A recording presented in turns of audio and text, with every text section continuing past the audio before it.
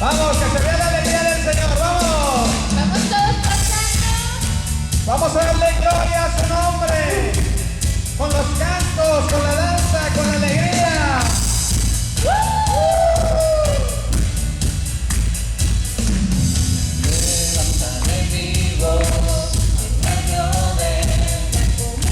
Invitamos a todas las personas a que pasen en el auditorio.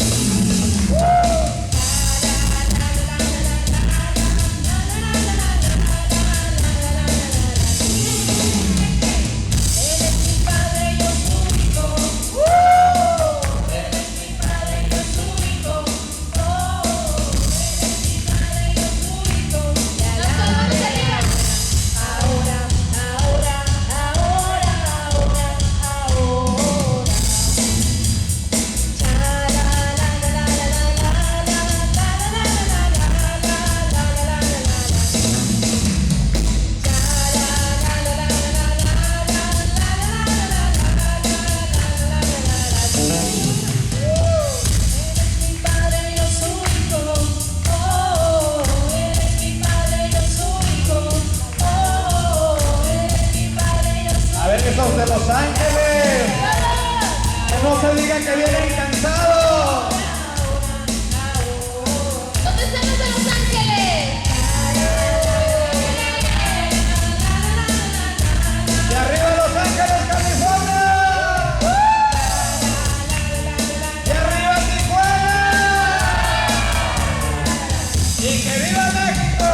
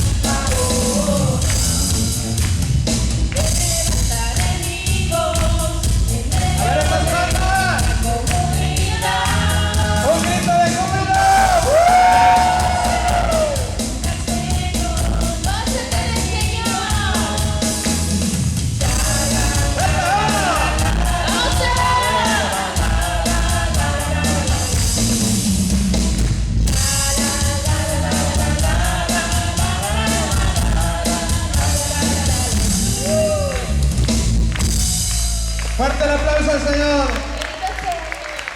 Yo los veo como cansados. ¿Están cansados? ¿O seguimos alabando al Señor? Sí. ¿Sí? ¿Quieren otro bailecito? Sí. A ver, vamos a ver qué puede hacer el ministerio Aliento de Vida. Vamos a ver. ¿Qué quiere bailarle el pueblo al Señor? Vamos. ¿Vamos? Vamos. Todos A ver, ¿qué quiere? Vamos.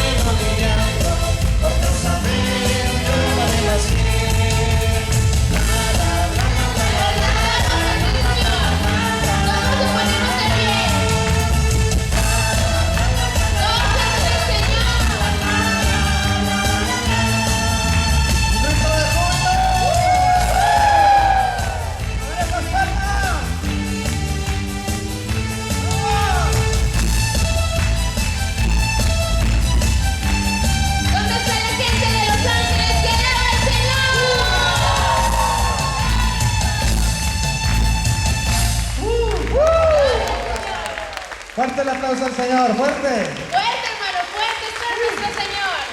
Ay, gloria a Dios. ¿Ya tienen hambre?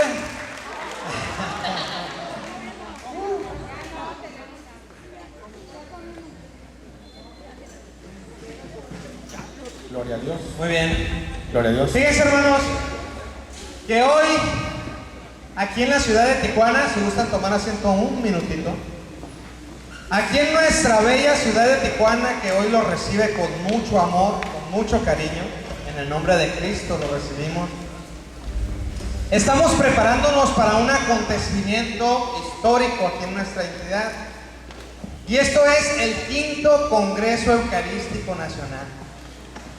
Desde los años de 1923 más o menos a la fecha solamente se han celebrado 4.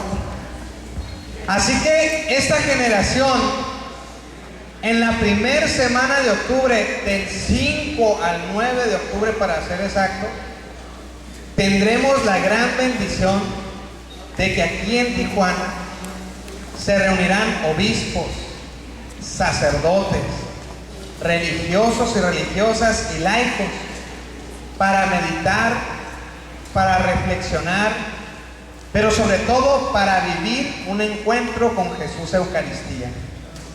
Quiero invitarlos en este momento, hermanos, a que pongamos atención aquí en la pantalla para que en voz de nuestro arzobispo Rafael Romo Muñoz reciban ustedes esta atenta invitación. 5º Congreso Eucarístico Nacional. La Eucaristía, mesa fraterna para la reconciliación y la paz.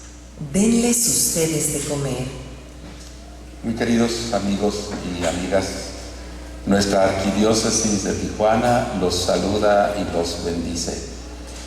Somos anfitriones del 5º Congreso Eucarístico Nacional.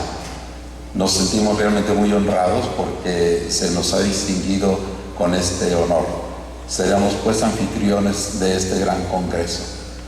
La Eucaristía, puesto que es el centro del congreso, la Eucaristía es el meollo de nuestra fe. Es Jesús, el Hijo de Dios, que inventa la manera de quedarse con nosotros, habiendo realizado nuestra redención, concluida su misión en el tiempo y en el espacio y habiendo subido a los cielos, quiso quedarse con nosotros por ese profundo amor que nos tiene. Ya en el mismo Evangelio se nos dice, habiendo sabido Jesús que era el momento de pasar de este mundo al Padre, habiendo amado a los suyos que estaban en el mundo, los amó hasta el extremo. Y este es el extremo, la Eucaristía, Jesús presente real y verdaderamente en el sagrado misterio de la Eucaristía, en aquella hostia consagrada, en aquel vino consagrado, para dársenos como alimento y como bebida. Es una vivencia de nuestra fe. Nuestra fe tenemos que conocerla. Ya Jesús mismo nos dice en el Evangelio, en aquel momento de alegría hacia su Padre, diciéndole: Padre mío, en esto consiste la vida eterna, en que te conozcan a ti y a este tu Hijo al que has enviado. Conocer, por lo tanto, nuestra fe, profundizarla. Si la hemos conocido, es necesario amarla. Dios es amable, absolutamente amable. No hay nada en Él rechazable. Es amable por todas partes. Entonces, conociéndolo, tenemos que amarlo profundamente. Si lo amamos, lo necesitamos vivir. Y vivirlo es comprometerse con esta vida cristiana que llevamos en nuestro corazón, comprometernos a vivirlo, a testimoniarlo con nuestra propia vida. Y también, un paso más, a celebrarlo, celebrar nuestra fe. Y eso es lo que nosotros haremos en este gran Congreso Eucarístico Nacional, celebrar nuestra fe. Tendremos invitados particularmente de todo el país, puesto que es un Congreso nacional. Pero también tendremos invitados de fuera de nosotros, que vendrán desde lejos a compartir con nosotros su experiencia de fe y de vida. Para nosotros, particularmente los tijuanenses, es un orgullo y una oportunidad de descubrir esa vivencia de fe en nuestros hermanos, que nos tiene que inspirar también a nosotros a vivir con gozo nuestra fe. Les invitamos, esperamos que estén con nosotros en este congreso que realizaremos, Dios mediante, en este año 11, en el mes de octubre, los días del 5 al 9. Con el favor de Dios, con la asistencia de la Santísima Virgen y Jesús Santos, les invitamos a que estén con nosotros y permítanos ser sus anfitriones. Los trataremos como se merecen, con todo el corazón, con todo nuestro cariño, con toda nuestra actitud de servicio. Aquí los esperamos.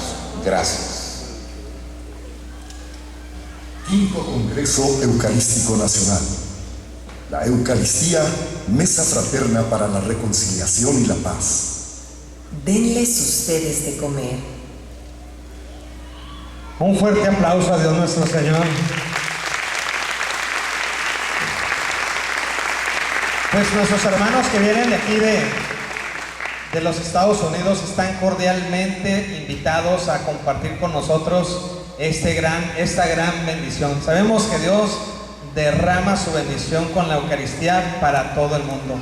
Y ustedes que están aquí cerquita de nosotros, sean ustedes bienvenidos a este congreso. Les abrimos las puertas de nuestra casa Tijuana para todos ustedes. Aquí los vamos a estar esperando. Y permítanos compartir tantito la palabra del Señor. Gloria a Dios. Al acercarse al pueblo donde iban, Él hizo ademán de seguir adelante. Pero ellos le rogaron insistentemente: quédate con nosotros, porque atardece y el día ya ha declinado. Entró pues y se quedó con ellos. Sentado a la mesa con ellos, tomó el pan, pronunció la bendición, lo partió y se lo iba dando. Entonces se les abrieron los ojos y le reconocieron, pero él desapareció de su vista. Palabra de Dios. Les pido un aplauso para la palabra del Señor, hermano. Palabra de vida eterna. Fíjate, Carlita, que se me hace preciosa esa cita, pero hay algo que no me queda muy claro, así como que, por un lado dice que los discípulos le dicen: quédate con nosotros, Señor. Sí. Pero después también nos dice que se desapareció. ¿Qué pasó ahí, Carlita? Fíjate que esa misma pregunta tengo yo y a lo mejor muchos de nosotros también. Pero no dejes que yo te responda eso. Que el padre Juan Rivas, que viene el día de hoy, nos responda eso con su tema el día de hoy. Quédate con nosotros. Un aplauso a Jesús nuestro Señor por el padre Juan Rivas.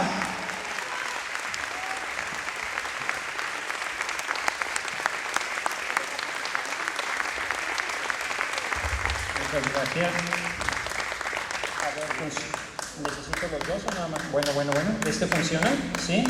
Entonces ya no lo necesito. Lo voy a dejar aquí. Por si las moscas, ¿sí? ¿Cómo están? Bien. Yo también me siento muy bendecido de estar aquí con ustedes. Gracias. Muy contento de volverlos a ver a todos. Quisiera tener una experiencia como la de esos discípulos de Emaús. ¿Cuántos eran aquellos? Un grupito pequeño, cenáculo, no es muy grande. Yo creo que es, por lo que recuerdo, más o menos como este espacio, 25, 30 personas que tuvieron una experiencia maravillosa que transformó su vida de una manera que no podemos entender, porque no es que vinieron cosas fáciles para ellos, sino al contrario, persecuciones, tuvieron que abandonar sus casas, tuvieron que irse a otros lugares donde no conocían,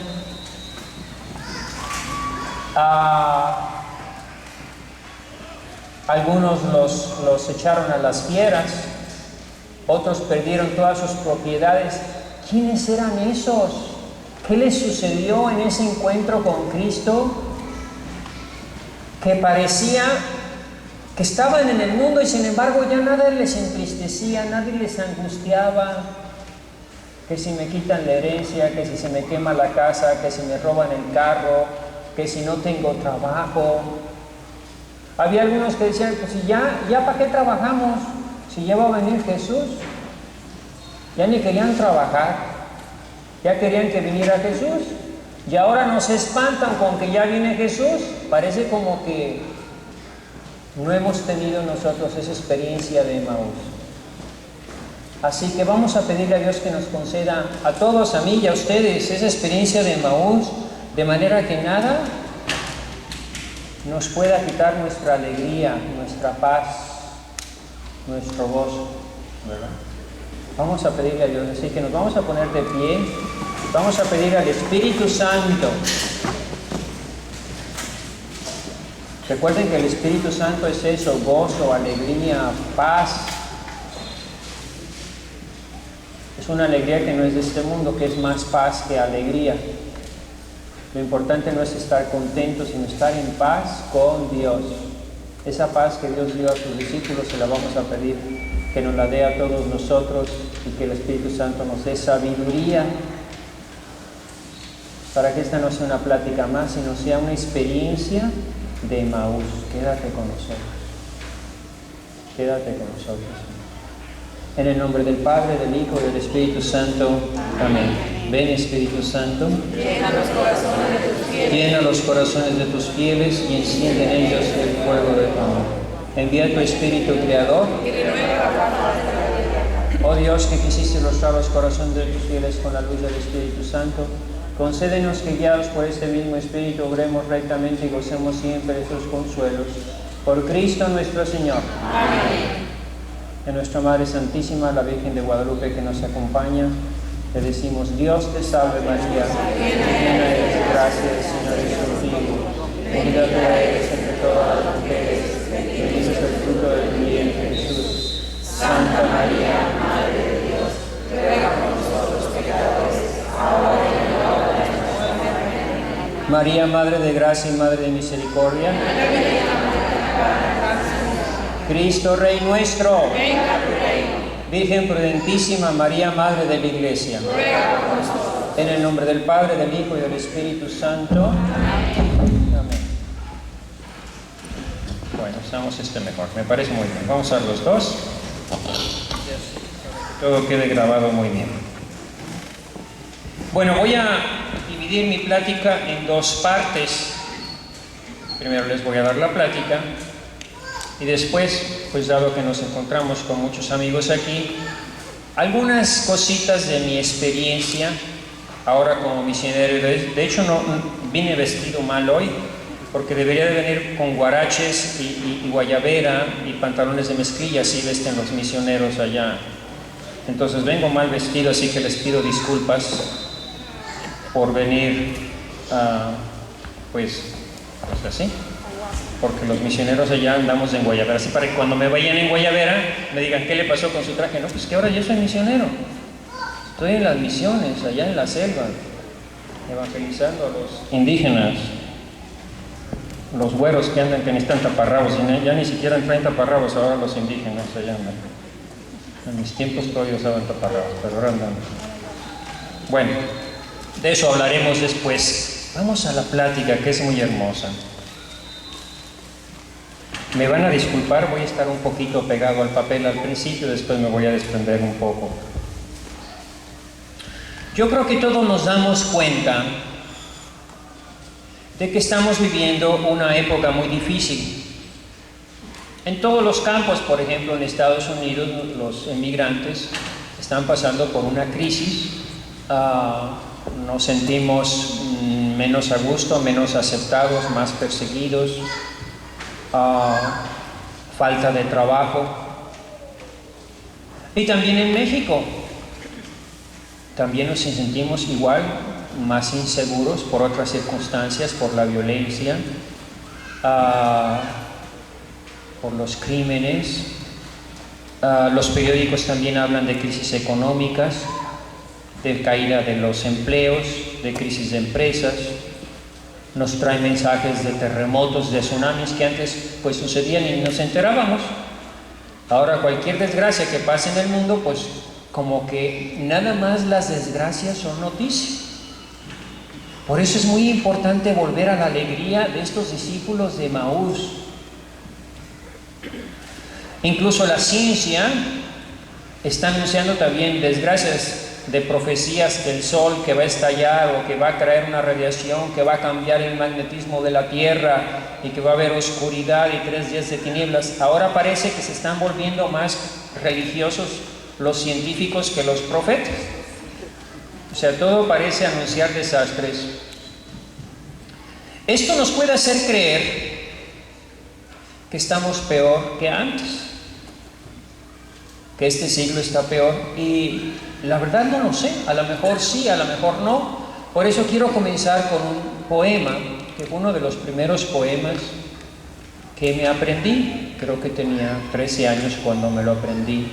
Me lo encontré precisamente hablando de los relajos que había en el 68, creo que era que el mundo estaba de cabeza, y es un poema de Núñez Arce que habla de la situación del mundo, y es una situación que parece continuar, y dice así: no recuerde el ánimo suspenso, un siglo más inmenso, más rebelde a tu voz, más atrevido, como nube de fuego alza su frente, como luzbel potente, pero también como luzbel caído.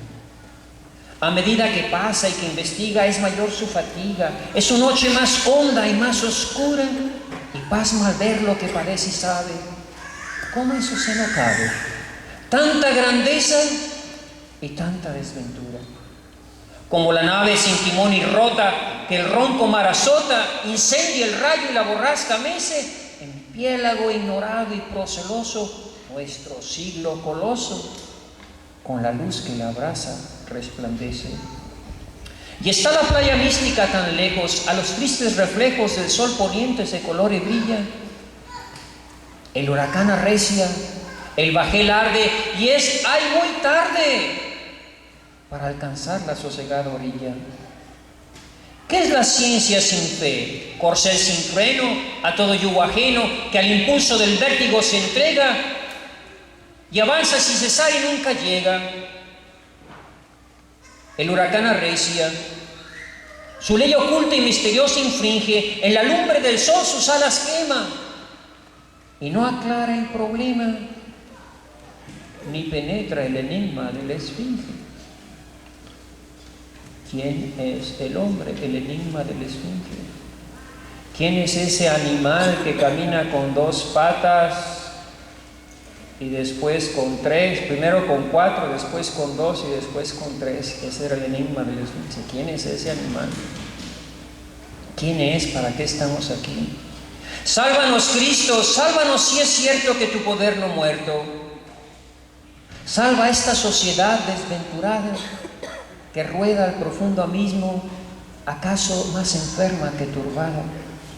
La ciencia audaz, cuando de ti se aleja, en nuestras almas deja el dolor de recónditos dolores, como deja su larva impura al tender el vuelo hacia la altura, el insecto en el cáliz de las flores. Sin esta confusión honda y sombría, es, Señor, todavía raudal de vida tu palabra santa. Di a nuestra fe desalentada y yerta: anímate, ánimo, despierta, como dijiste a Lázaro, levanta. Di a nuestra fe desalentada y yerta: anímate y despierta. Esta es la fe de Emaús, esta es la experiencia de Emaús. Ellos bajaban, se iban de Jerusalén desalentados, desesperados, tristes, acongojados, desanimados, con todas sus esperanzas muertas. Y Cristo los transforma en hombres nuevos, llenos de alegría y de gozo. Esa es la transformación que todos necesitamos, porque todos tenemos problemas, todos tenemos dificultades, todos tenemos angustias que nos deprimen, y solo una experiencia como la de Emaús, una experiencia con un Cristo vivo que nos ama, y que también nos llama la atención y nos dice, no, necios, tontos, ¿de qué te quejas? ¿Que no es así la vida cristiana? ¿Que no el Mesías tenía que padecer? ¿Qué crees que el cristianismo es nada más la vida padre? Y entonces Jesús nos tiene que volver a recordar lo que supuestamente como cristianos ya deberíamos de saber. Tratemos pues de entender la situación y compartir los sentimientos de los discípulos de Emaús. Vamos a hacer esa experiencia, a vivir cada momento, a tratar de entender, de meternos en la Biblia. Yo insisto mucho que la Biblia no se puede entender si tú no eres un personaje dentro de la Biblia. Esta no es una teoría mía, esta es una experiencia que San Ignacio habla mucho en los ejercicios espirituales. Dice, el Evangelio solo se entiende si tú eres parte del Evangelio.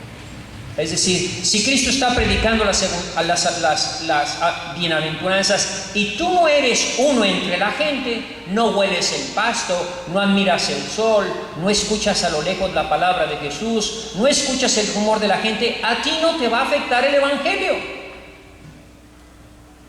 porque te está saliendo por el otro. La única manera es tener una experiencia, que tú estés ahí sentado en la roca y que sientas la roca y sientas el viento y veas las flores y huelas el pasto y escuches a lo lejos la palabra de Jesús que te dice esas cosas admirables. Bienaventurados los pobres de espíritu, bienaventurados los que lloran, bienaventurados los perseguidos. Bueno, esa experiencia es la que tenemos que hacer en este momento. Caminar con los discípulos de Emaús.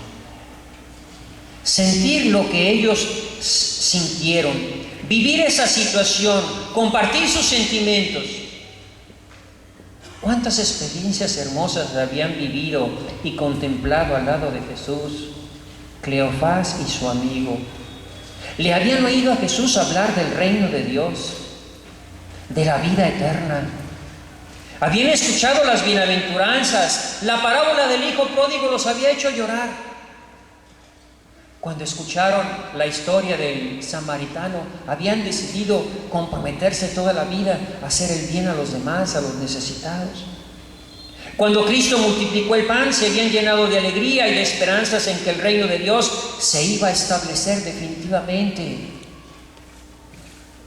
y que se iba a cumplir aquella profecía de Isaías que dice que el león pastará con el cordero y que el niño meterá la mano en la cueva de la serpiente y no habrá dolor y no habrá sufrimiento. Ellos ya se sentían y estaban emocionados, aquellos discípulos. Pero sobre todo habían visto salir a Lázaro de la tumba como una momia vendado, dando saltitos así, porque no podía caminar y diciendo, ontoy. Todos, no es posible, no es posible. Este es el Jesús poderoso en obras y palabras. Nosotros creíamos. Y a pesar de haber tenido todas esas experiencias, haber escuchado tantas veces la voz de Jesús, haberlo visto porque lo habían visto, eran discípulos, eran uno de los 72. Muchos de los teólogos dicen que probablemente eran uno de los 72, eran discípulos de Jesús. Habían comido con él, habían visto todo, lo habían visto, habían oído de que cómo calmaba la tormenta. Y ahora se van desanimados como si nada hubiera pasado.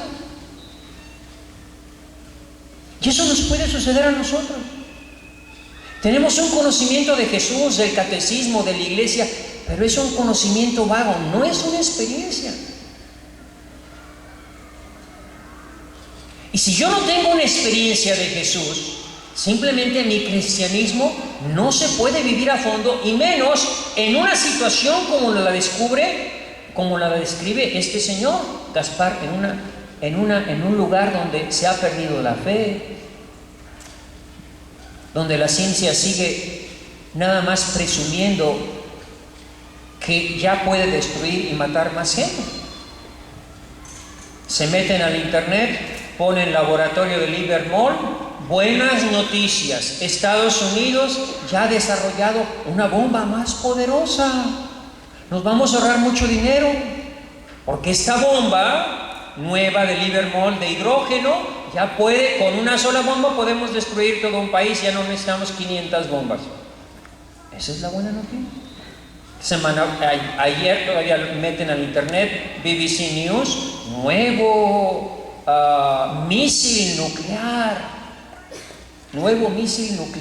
que puede matar a mucha gente y puros criminales y no va a matar a nadie inocente. ¡Wow!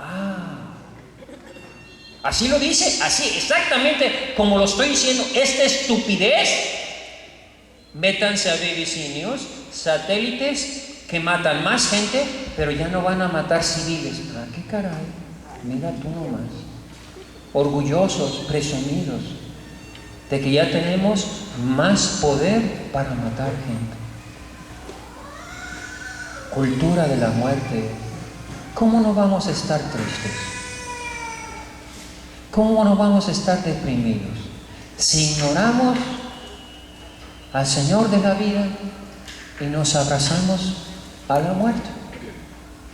De alguna manera, unos con la tecnología y nosotros acá con la Santa Muerte y todas estas tarugadas y los narcos.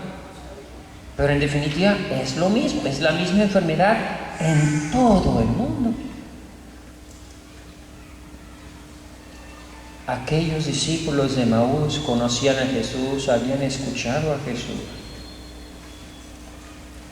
pero no habían tenido la experiencia que tuvieron en Emaús. ¿Qué les hizo cambiar?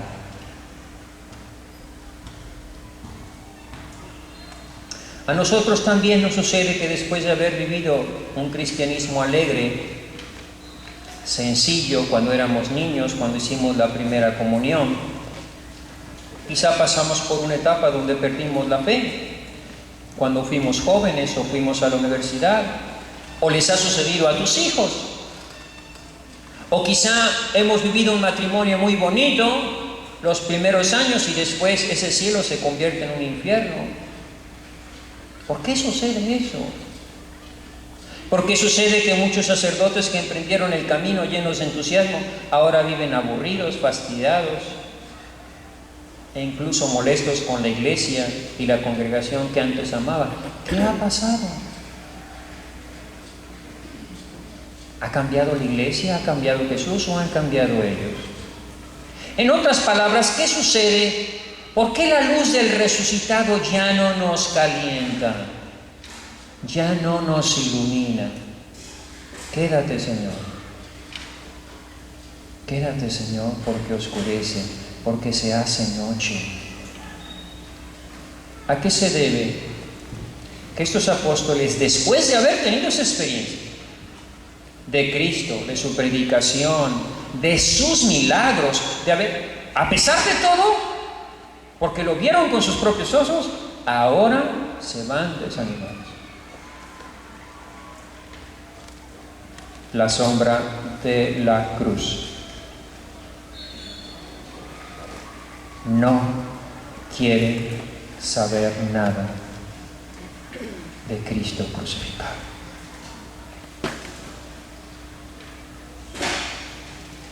Si se hace tarde y noche en sus corazones y en sus vidas, es porque no entendieron la cruz. Para los discípulos de Emaús, la cruz es el acabose, la ignominia total, la derrota fatal, el fracaso absoluto. Y hoy hay mucho de eso, y por eso tanta desesperación y suicidio. Necios, insensatos de corazón. No se asusten, así les estaba hablando Jesús a los discípulos. Sí, la experiencia, los años, la edad y la pérdida de la fe nos hace cada vez más escépticos, más lentos para el gozo y la alegría. Por eso el mundo está triste, porque no sabe creer. porque ha perdido la fe en el poder más poderoso de Cristo, que no es multiplicar el pan, ni multiplicar el dinero que tenemos en el banco, ni que nos saquemos la lotería, ni caminar sobre las aguas, ni derrotar de un suplido a todos sus enemigos. Ignoraban el poder más poderoso de Cristo, que es transformar nuestras tristezas en alegrías, nuestras lágrimas en gozo, nuestro sufrimiento en victoria y la muerte en vida. Y eso es lo que nos transforma, el misterio de la cruz. Sí, en verdad, necios e insensatos de corazón, para comprender que el Mesías tenía que padecer. Y hoy también hay mucho de eso, y por eso está desapareciendo Cristo crucificado de los templos, de los cementerios, de las casas, que hasta no lo quieren arrancar del pecho, porque dicen que el Cristo crucificado es un Cristo inútil, muerto. Nosotros esperábamos, nosotros creíamos que este realmente iba a establecer el reino, pero todo se acabó. Nosotros lo vimos, lo agarraron nuestros príncipes, ese grupito, esa élite de poderosos que tenían miedo de perder su autoridad, lo agarraron, lo condenaron a muerte y lo crucificaron, y se acabó todo. Y aquí ya no hay nada que hacer. Agarra tus bártulos y vámonos, agarra tu maleta y vete a tu casa.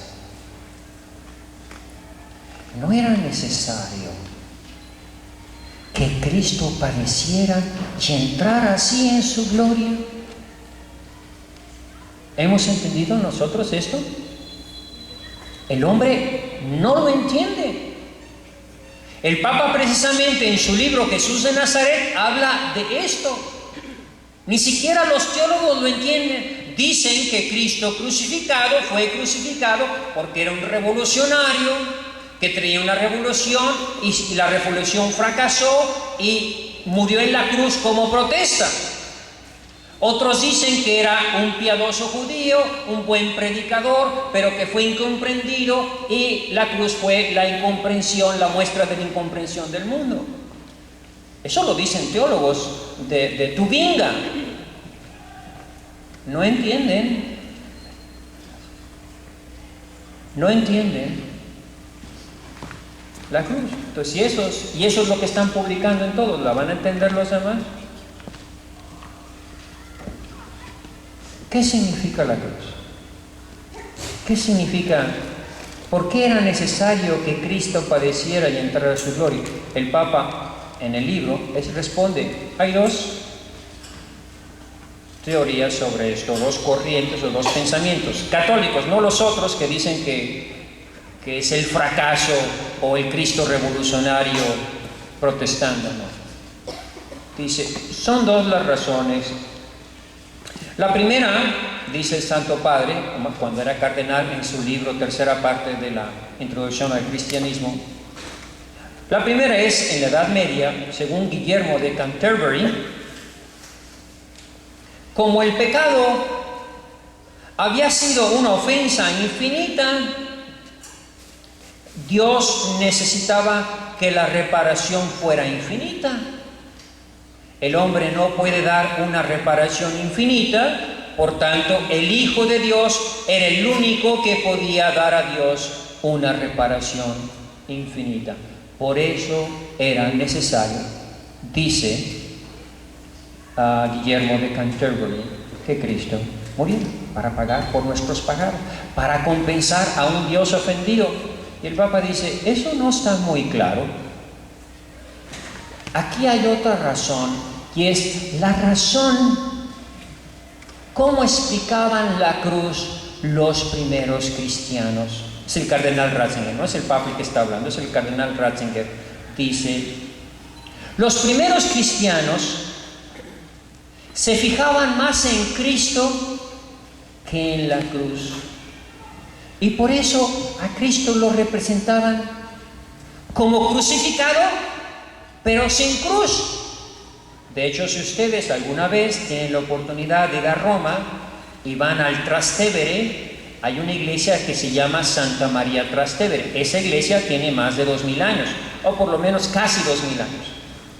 Bueno, al entrar del lado derecho, precisamente en la pared, con un cincel, está pintado Cristo.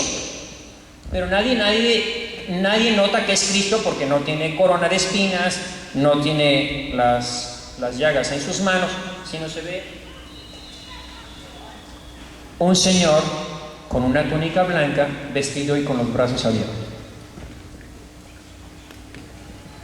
Entonces el Papa reflexiona sobre eso y dice: esa es la razón por la que Cristo tenía que padecer y ser crucificado.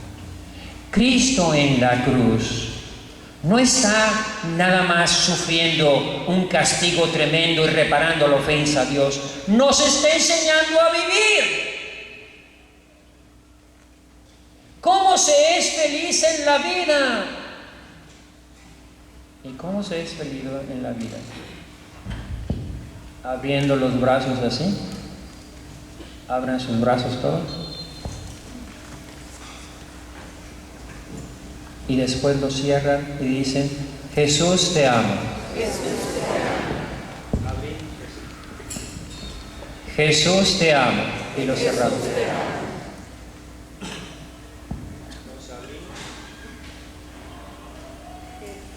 Jesús te ama. Pero me imagino a Jesús, de manera que a Jesús lo tengas así, que realmente, y cuando cierres los brazos, Jesús entre a tu corazón. Una vez más, Jesús te ama. Entonces Jesús entra en mi corazón. Esa es la Eucaristía. El amor de Jesús en mi corazón. La experiencia de Cristo vivo en mi corazón. Entonces, ¿qué significa Cristo resucitado? El hombre con los brazos abiertos, el hombre que vive para los demás, el hombre olvidado de sí mismo y entregado a hacer el bien a los demás. Eso es lo que nos hace feliz. Jesús en la cruz no está muerto, como dicen los evangélicos y los protestantes, que nosotros predicamos un Cristo muerto. No es verdad. Jesús en la cruz no está muerto, está trabajando, está redimiendo.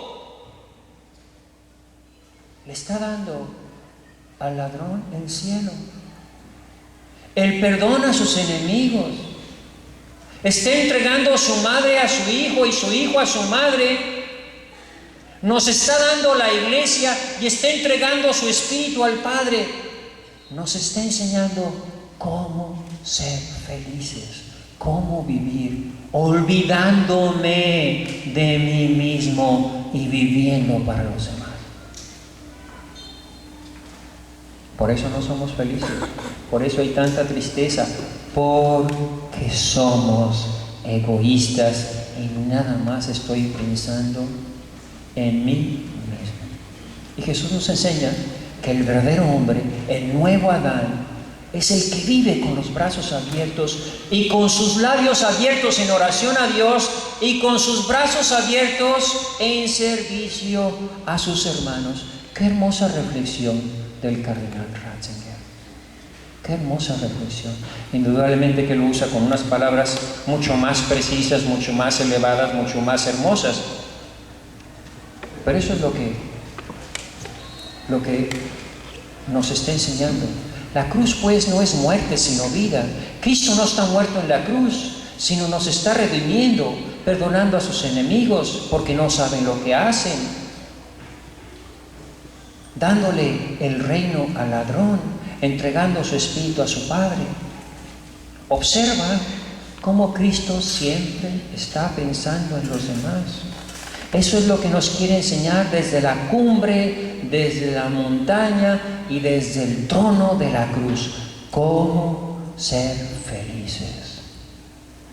Por eso, los primeros cristianos habían entendido muy bien cuál es la enseñanza de Cristo. Cristo es el nuevo Adán. Cristo es el nuevo hombre, el hombre que deja de ser egoísta pensando en sí mismo. Esta pues va a ser la experiencia de Emaús. En el momento en que ellos entienden que la cruz no fue derrota, sino la llave que nos abrió el cielo, y que la vida venció la muerte, entonces ya nadie podrá quitaros vuestra alegría. Aquello que Jesús había prometido en el cenáculo: os conviene que yo me vaya, ahora os entristecéis, pero después os llenaréis de gozo y nadie podrá quitaros vuestra alegría. Es porque ellos entendieron que la cruz es la victoria que nos lleva a la luz. Eso es lo que tenemos que saber. En ese momento, cuando entienden esto, los discípulos de Emaús, todas sus dudas desaparecen, se ven invadidos de gozo, y los que arrastraban los pies decepcionados y se iban de la iglesia decepcionados, porque hay que entender eso, ellos fueron los primeros hermanos separados, se fueron de la iglesia. Las mujeres les decían que Cristo había resucitado y no le quisieron creer. Los apóstoles habían dicho, ya Pedro y Juan habían dicho que habían encontrado la tumba vacía, y no les quisieron creer y se fueron de la iglesia decepcionados. Y Jesús, que también ama a los hermanos separados, va y los busca.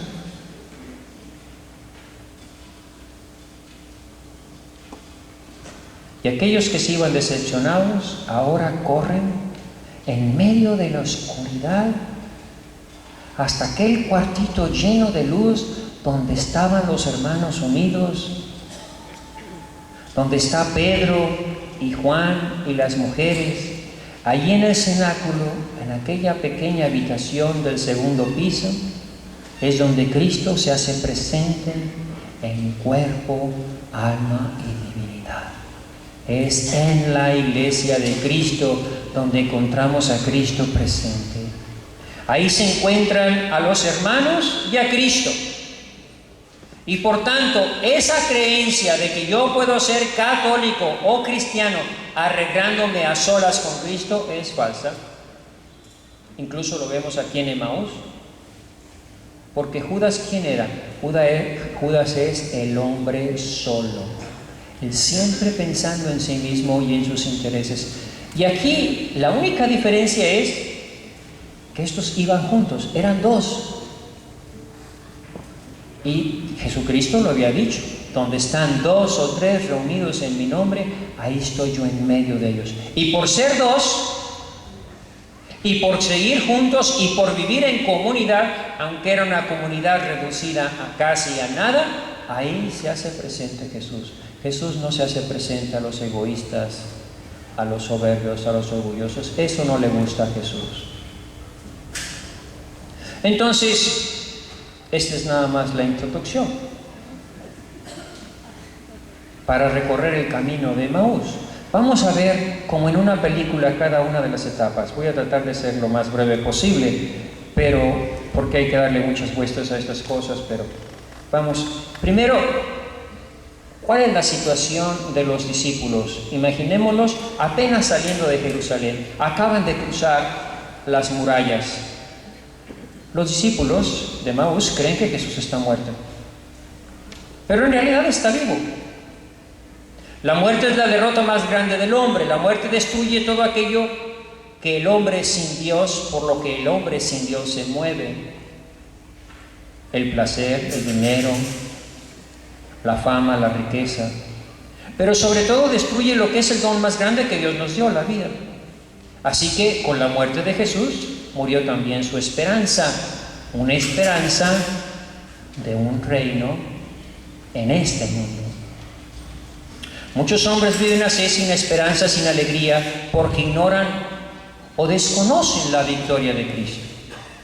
Por eso hay tanta tristeza y tanto dolor y tanta desesperación en el mundo, porque no conocen a un Cristo vivo, no han tenido la experiencia de un Cristo cercano, amigo, compañero, que me acompaña, que me ama. Porque ¿qué es la cruz? La cruz nos revela que yo tengo a alguien que murió por mí, que me ama hasta la muerte, que dio su vida por mí. ¿Por qué voy a estar triste si hay alguien que me ama y además que está vivo y además que no puede morir? Por eso la ignorancia de Cristo vivo, de Cristo resucitado, es la que nos llena de esa tristeza. Se los iba a contar después, pero se los cuento ahora de las experiencias que he tenido. Y hace unos días, hace un mes, estuve en Morelia y me dijeron que fuera a visitar a una señora que tenía muchos problemas. Una señora, creo que era sueca o Suecia, no sé de dónde era, de allá de Europa, pero más mexicana que el huarache, y hablaba español. Lo único que tenía era la cara de rubia, ¿no? Y cosas de esas. Y estaba viviendo en una posada, en una, yo creo que ni vecindad, cuarto ahí todo tirado, su cama, mi cocina tenía una estufita ahí. Entonces me empezó a contar su historia, muy triste, una señora muy inteligente, creo que era licenciada en ciencias nucleares o alguna cosa de esas, ¿no? Muy inteligente y muy pagada de eso. Yo sé todo, yo soy muy inteligente. Le dije, mira hijita, así con toda tu inteligencia no te va a servir de nada eso para acercarte a Dios. Pero bueno, tenía que ser bastante precavido. Y me contó una historia que me impresionó mucho. Me dice, padre, yo soy ateo y nunca he creído en Dios. Pero ahora, como escuché algo en su programa que usted dijo de lo de la misericordia, pues yo quiero saber algo de la misericordia. Y esa es la razón por la que le invité a hablar conmigo. Y entonces me contó una historia, me dice, yo soy escritora, he escrito muchos libros, soy muy famosa, puros libros de esos como New Age, que la energía y todas estas tarugadas. Entonces, dice, y estaba viviendo en La Paz, Baja California. Me dice, todos sabemos que en La Paz de Baja California, en el sur de La Paz de Baja California, nunca llueve. Bueno, pues yo tenía ahí mi casita, muy a gusto, un chalet de madera, y por alguna razón, que ya no me acuerdo, que me peleé con un grupo de una religión que estaba por ahí, no sé qué religión, una religión cristiana que había por ahí, y me tenían mucha tirria. Entonces un día en la noche rociaron de gasolina mi casa y le prendieron fuego. Yo no sabía ni lo que estaba pasando, eran las 3 de la mañana, me levanto oliendo a humo, algo se está quemando.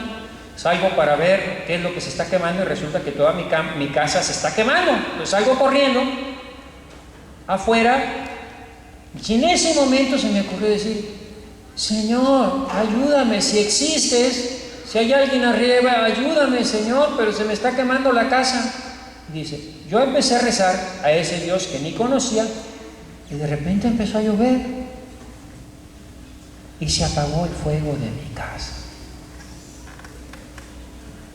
Y dije, wow, para que vean cómo es Dios, cómo todos somos hijos de Dios y cómo Dios nos ama. Y yo creo que esa experiencia indudablemente, y después de todas las cosas que le sucedieron, de haber sido una mujer muy rica y muy famosa y estar ahora en esa situación, por cierto, no se le veía deprimida, se le veía una señora todavía muy fuerte. Yo creo que la soberbia y el orgullo le ayudaban en algo. Pero andaba buscando a Dios. ¿Cómo es Dios? ¿Cómo se acerca a nosotros? Si Dios no necesita nada más que le decir, Señor, ayúdame, Señor, quiero conocerte. ¿Cuántas historias he oído también de otra señora atea que un día entra Señor, si existes, yo quiero conocerte, y entra a la iglesia y escucha una voz que le dice, yo soy el que buscas, nada más, y se convirtió en católica. Y eso es lo que anda Dios nos anda buscando, Dios se abaja.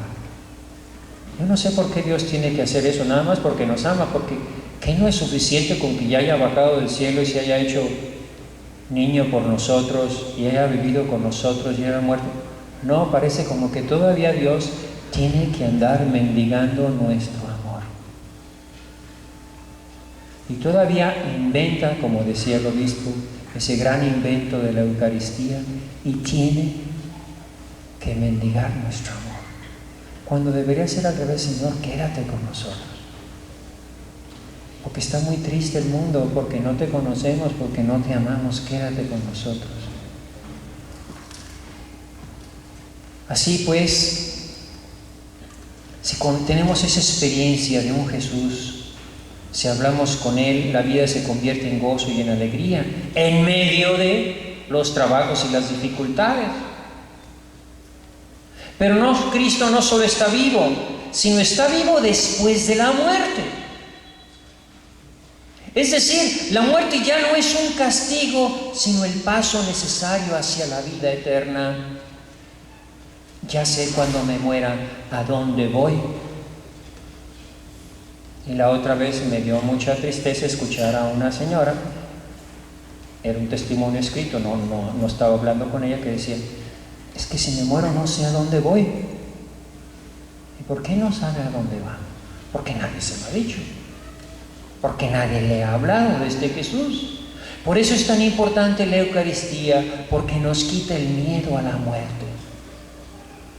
Porque al morir no morimos, sino la vida de Cristo en nosotros nos sostiene y nos llena de gozo y de luz. Por eso dice aquellas famosas palabras.